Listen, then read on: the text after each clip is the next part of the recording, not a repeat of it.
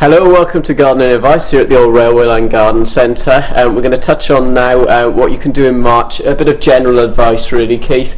We'll start off, because we're situated here, by all the bird stuff, with the birds, because we do a bit on the birds each month. We do. And I'm guessing your talk today's got something to do with these squirrels here. Yeah, I just want to say generally keep feeding the birds, and they're coming into breeding season now, so it's even more important. But a lot of people have said recently to us that they've had problems with squirrels. You know, squirrels get hungry in the winter just like the birds, and they can be pretty annoying sometimes. So there's quite a lot of squirrel-proof feeders on the market these days. At least they make it more difficult for the squirrel. Whether they're entirely squirrel-proof, it's difficult to say, but it makes them think a little bit more. So if you are having trouble with squirrels, and you tend to be feeding those more than the birds, there are things you can have a look at. You've got something there. One here. This seems to come in all shapes and sizes. Yes, it looks like designs from Star Wars or something, but they do work. It's well worth looking at. We also just last week had National Bird Box Week, which is very useful, and it's not too late to put bird boxes up if you get that done in the early part of March. It's important that we provide nesting places for things that like the tit family, because there aren't as many holes in trees as there used to be. You know, we've got fewer old trees, so putting nest boxes up is quite important these days. That's great. Okay, so now on to more gardening-based stuff. The lawn, Keith. I know that you're keen to tell me something about the lawn. Well, I'm sure you're desperate to get cutting your lawn for the first time. March really generally is the first month of cuts.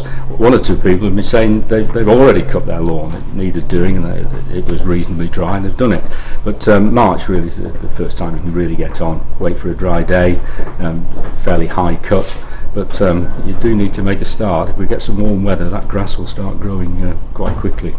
And if you do that, and the other main job on a lawn in the early part of the year is to just redefine the edges. It's a fairly quick job, but it makes such a difference to the look of the lawn. Just using a spade or a half moon just to clean up those edges. Probably there are some worm casts on there. There may even be some molehills on lawns.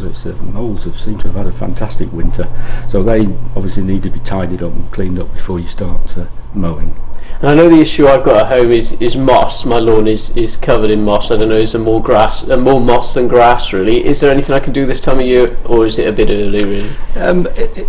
It's a little bit early for putting on a moss treatment, other than what they call lawn sand, which isn't, well, it is based on sand, but it is a moss killer. So if you've got a real moss problem, you can put lawn sand on in March. It'll make your lawn go black, and then you've got to rake that off, but it will give the chance to the grass to get growing properly. If you've got, just an ordinary moss problem, then in April, when you put down the first feed, that can have a moss killer in it as well as a weed killer, so that you can do that all in one. But I think I'd leave that until April. That's brilliant. Well, thanks very much, Keith. That's great.